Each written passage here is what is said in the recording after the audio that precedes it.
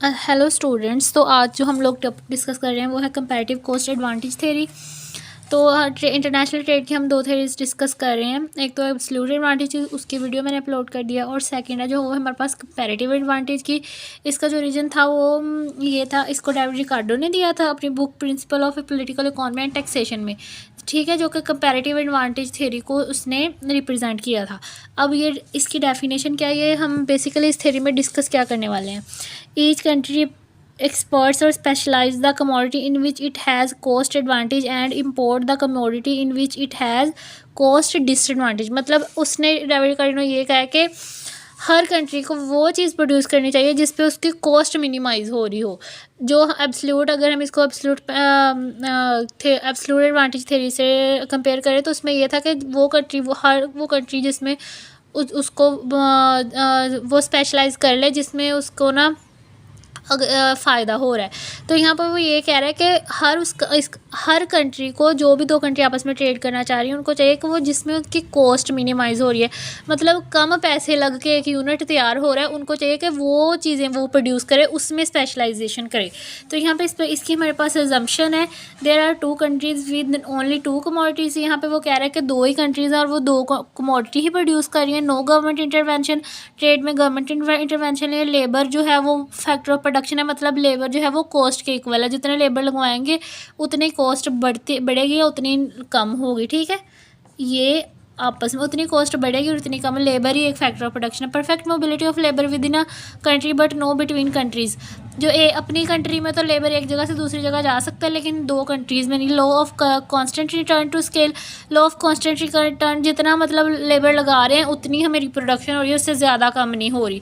Unit of labour is homogeneous, जो labour को जो यूनिट है वो हर एक यूनिट, जैसे हम थ्रीज में पढ़ जाए कि मार्जिनल प्रोडक्टिविटी ऑफ जो लेबर है वो डिक्रीज़ कर जाती है विद इन टाइम।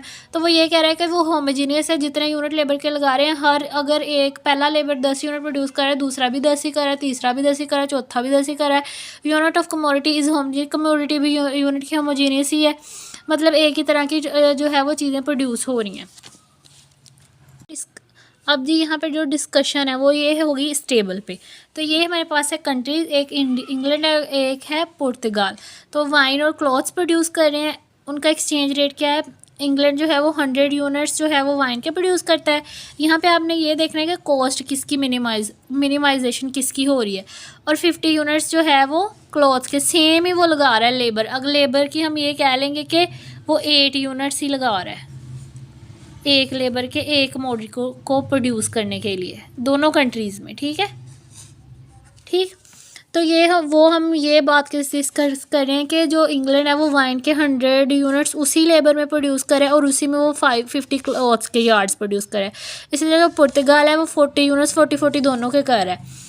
8 यूनिट लगा के वो 40 यूनिट्स ही वाइन के प्रोड्यूस कर रहा है और 40 यूनिट ही क्लॉथ्स के प्रोड्यूस कर रहा है। तो उनका एक्सचेंज रेट क्या है, मतलब 2 यूनिट वाइन के प्रोड्यूस करने के बदले में वो 1 यूनिट क्लॉथ का प्रोड्यूस करे, तो उसको क्लॉथ जो है वो महंगा पड़ रहा है। इंग्लैंड को क्लॉथ महंगा पड़ रहा है, उसको वाइन सस्ती पड़ रही है। पुर्तगाल जो है वो न्यूट्रल है, उसको 8 यूनिट लगा के 1 यूनिट वो क्लॉथ की प्रोड्यूस करा और 1 यूनिट वो वाइन की प्रोड्यूस कर रहा है। सही हो गया, ये हमारे पास एक्सचेंज रेट है। आगे हम इसको देखते हैं कि स्पेशलाइजेशन के बाद क्या होता है।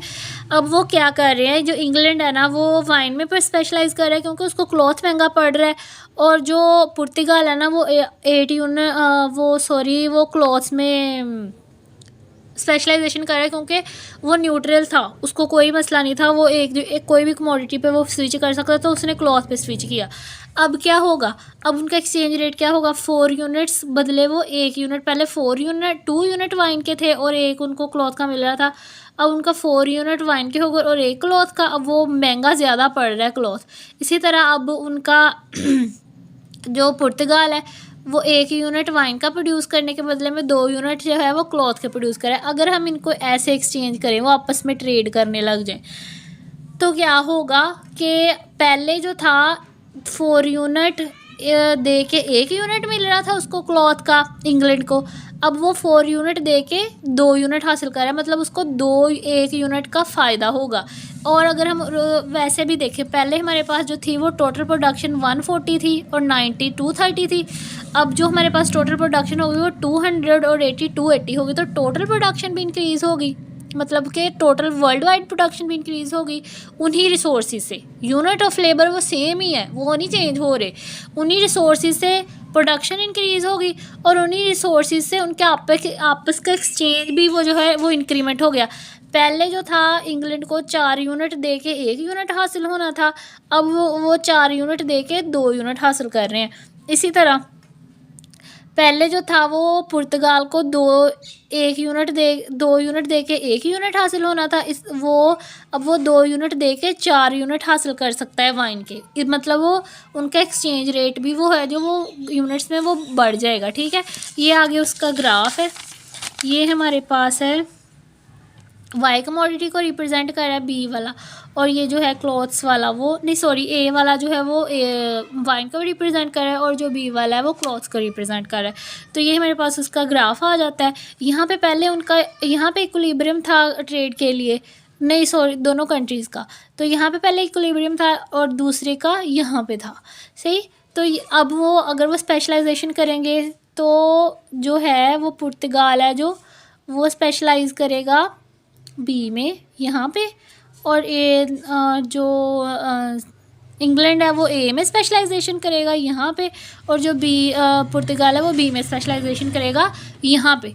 ठीक है, उसके बाद इसकी लिमिटेशंस आ जाती है। परफेक्ट मोबिलिटी इज़ अनअटेनेबल है, एग्जिस्टेंस ऑफ ट्रांसपोर्टेशन जैसे उन्होंने जम्पशन में कहा था कि ट्रांसपोर्टेशन कॉस्ट नहीं है लेकिन होती है। Complete specialisation is not possible, पूरी तरह पे आप एक चीज़ पे स्पेशलाइजेशन नहीं कर सकते कि एक छोड़ दो और एक ही बनाने लग जाए। वन साइड थ्योरी है, स्टैटिक थ्योरी है। आगे अनरियलिस्टिक एग्जम्पशंस हैं ऑफ लेबर वैल्यू, मतलब पहले हमने डिस्कस किया था जम्पशन में कि जो लेबर है वो सेम ही यूनिट प्रोड्यूस करा है लेकिन उसकी मार्जिनल जो प्रोडक्टिविटी होती है ना विद इन टाइम कम हो जाती है। तो ये अनरियलिस्टिक होगी। फ्री ट्रेड के अनरियलिस्टिक जो है जम्पशन है, ट्रेड फ्री नहीं होती, उस पर बैरियर्स होते हैं, उस पर टैरिफ होते हैं, उस पर टैक्सेस होते हैं। प्रॉब्लम ऑफ इनएडुकेट प्रोडक्शन है। अब हम ज़रा इसको सम अप करते हैं। तो सबसे पहले ये है कि इसका ओरिजिन जो है जो वो डेविड रिकार्डो ने दिया था, सॉरी।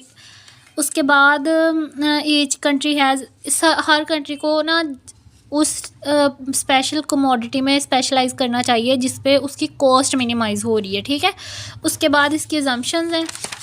उसके बाद नेक्स्ट इसका जो है वो ये वाला टेबल है जिसमें वो कह रहा है कि इंग्लैंड और पुर्तगाल 2 कंट्रीज़ है और वो दोनों 8 यूनिट ही लेबर के यूज़ कर रहे हैं एक कमोडिटी की 1 यूनिट को प्रोड्यूस करने के लिए। तो इंग्लैंड जो 100 कर रहा है उसका और क्लॉथ के 50 और पुर्तगाल 40 दोनों के। तो उनका एक्सचेंज रेट क्या है, वो 2 यूनिट जो है वाइन के प्रोड्यूस कर सकता है या 1 यूनिट क्लॉथ का प्रोड्यूस कर रहा है। तो उसको क्लॉथ महंगा पड़ रहा है, उसको वाइन सस्ती पड़ी है। यहाँ पे जो पुर्तगाल है वो न्यूट्रल है, वो दोनों किसी में भी स्पेशलाइज कर सकता है। तो यहाँ पे हम ये देखेंगे कि इंग्लैंड को वाइन सस्ती पड़ी थी वो उसमें स्पेशलाइज करता है, और पुर्तगाल को पुर्तगाल क्लॉथ्स पे स्पेशलाइज करता है। तो यहाँ पे पहले हमारे पास प्रोडक्शन थी 230 ओवरऑल वर्ल्ड, और यहाँ पे हमारे पास प्रोडक्शन कितनी इंक्रीज़ हुई ऐसे करने से 280 हो गई है। तो अब हम ये देखेंगे कि पहले उनका एक्सचेंज रेट 4-1 है। अगर हम अब विद इन कंट्री देखें तो वो 4-1 होगा, और अगर और इसी तरह 1-2 होगा। अगर वो आपस में ट्रेड करें तो 4 यूनिट्स दे के 2 हासिल कर सकते हैं, हालांकि उनको पहले 1 मिल रहा है, और इसी तरह ये 2 यूनिट्स दे के 4 हासिल कर सकते हैं एज इन इन्हें 1 यूनिट 2 के बदले में मिल रहे हैं। ठीक है, तो ये क्लॉथ्स हैं और ये वाइन है। वो 4 वाइन के यूनिट दे के 1 यार्ड क्लॉथ का हासिल कर रहा है। तो अगर वो पुर्तगाल के साथ करेगा तो वो 2 हासिल कर लेगा 4 यूनिट्स से, वही 4 यूनिट्स देकर वो 2 हासिल कर लेगा। इसी तरह अगर यहाँ पे वो 2 यूनिट्स दे के 1 यूनिट वाइन का हासिल कर रहा था तो वो क्या करेगा, वो 2 यूनिट दे के 4 यूनिट हासिल करेगा, उसको ज़्यादा फ़ायदा हो रहा है। तो ये हमारे पास टोटल प्रोडक्शन भी इंक्रीज़ हो गई, और उनको जो आपस में जो उनका एक्सचेंज रेट है उसमें भी उनको बहुत ज़्यादा फ़ायदा हुआ है। तो ये हमारे पास इसका ग्राफ है, और आगे इसकी लिमिटेशंस हैं जो कि आपको मेरे नोट्स की शक्ल में मेरी शॉर्ट्स में मिल जाएंगी। तो आप लोग नोट्स वहाँ से ले सकते हैं, और अगर कुछ समझ ना हो तो मुझसे पूछ सकते हैं। और अगर कोई टॉपिक आपको चाह रहे हैं नोट्स लेना या नोट्स लेना या उन पे कोई लेक्चर चाह रहे हैं तो आप लोग कमेंट सेक्शन में वो बता सकते हैं, तो उस पर आपको नोट्स मिल जाएंगे। और